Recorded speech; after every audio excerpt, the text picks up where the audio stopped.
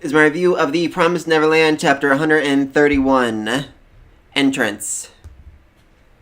So, as it turns out, those 6 towers they found way back when were actually the 6 steps to getting into the demon god domain thing. Also, magic is a thing.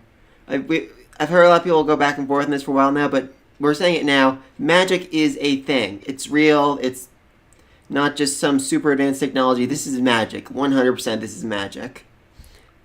The 6 steps to getting in and hopefully getting back out. Though so far, we've only seen 5 of them. The golden water, the Vita plant, the blood in front of the moon, the blackness, the day and night, and so there's still a 6th one I don't think we've seen yet. A 6th ceiling that hopefully has the final key they're looking for to getting out, or some super important meaning to it that we haven't seen yet.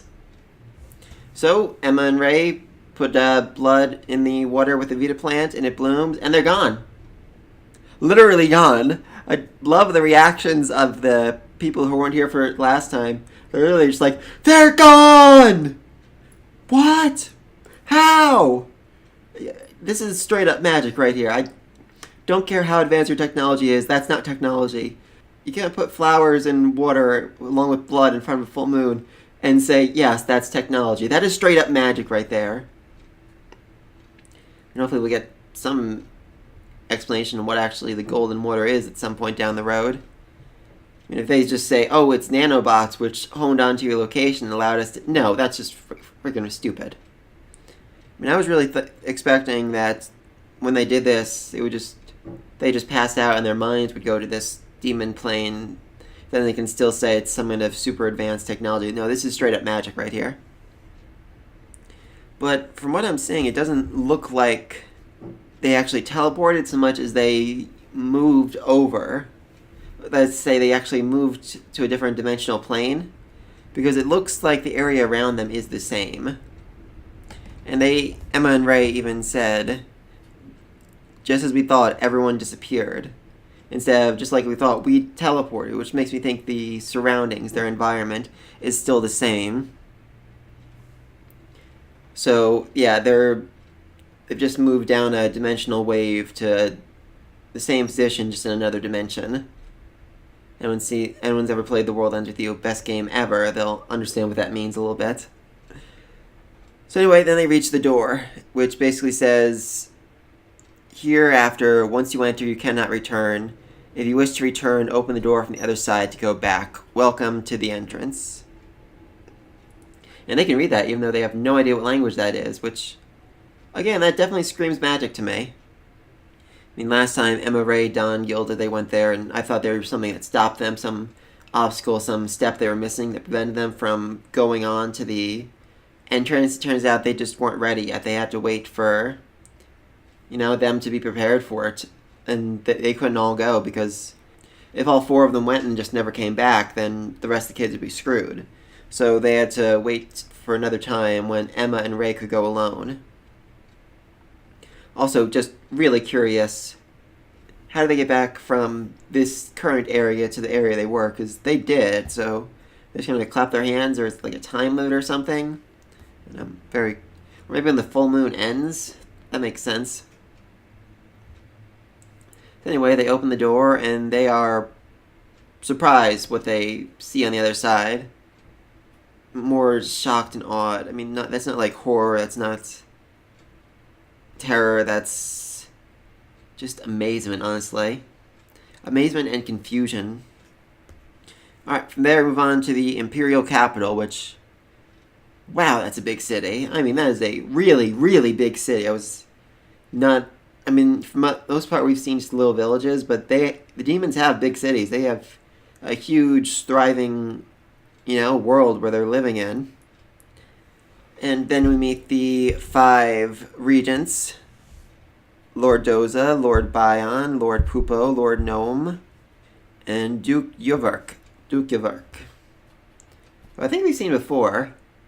Pretty sure Duke Yvark was the person we originally saw way back when as we thought he was the leader of the demons. I certainly thought I did in one of the first few chapters. I'm not entirely sure. We'll have to go back and take a look at that again. Anyway, so we learn a little bit more about each of these regents and all that. Lord Bayan is interesting because he is the son of the Lord Bayan the orphans killed. I'm sure that's going to come up to bite someone in the butt down the road. You know, when Emma and the gang pop up and say, "We've made new peace, you can't eat us," he'll just be like, "Did you kill my father?" Maybe. Okay, then I'm still going to kill you. We also learned that Archduke Luvis was the brother of the Queen, which might have been Archduke, as I wasn't actually sure, but that does explain a lot about his role, his position, and everything about him. He was literally, arguably, second in line for the throne, to be the king of all demons, which really tells us something about just how absolutely powerful this guy was. And I mean, he really screamed, you know, end-level boss, because he was a freaking end-level boss. I mean, he's next in line for the throne. He doesn't really get much more powerful than that, except being, you know, on the throne. But honestly, I think the most interesting of all these is Lady Gnome. She's small, she's tiny, she has a weird diamond-shaped face, which, okay, why not? And then when she tells Doza, "Shut up," all the other lords seem shocked and surprised that she did that. Which makes me wonder if maybe she's not really Lady Gnome, maybe she's a spy, maybe she doesn't have the authority to tell him to shut up, or maybe Doza is like higher rank than she is. And they call her a little girl, so which makes me think she's the youngest of all of them, but I mean by demon standards that could mean she's hundreds of years old. And then we see the freaking queen, who has a very long fingernail for some reason and looks absolutely terrifying and hideous. And she has the symbol that was on the entrance on her belt. I'm guessing that's some kind of religious symbol showing their worship of the demon god. Who, seriously, can we get a name for him already? I'd like something that can be, you know, written down, spelled. It makes reviews hard when you just gotta call him the demon god, or just something crazy. So yeah, something tells me, though, next week is going to be about Emma and Ray.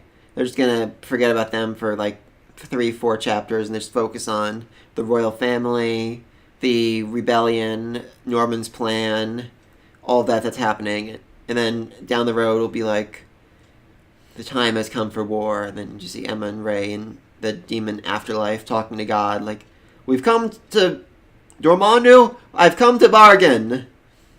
I think it'll be interesting if the Demon Queen or Duke Yurverk ended up being able to sense they passed through the entrance and are trying to make a new deal. Like there's bells and whistles and alarm going out all throughout the demon world warning them, "Oh no, something's happening, someone's trying to make a new deal, what's going to happen?" Just absolute panic and anarchy. That'd be really funny.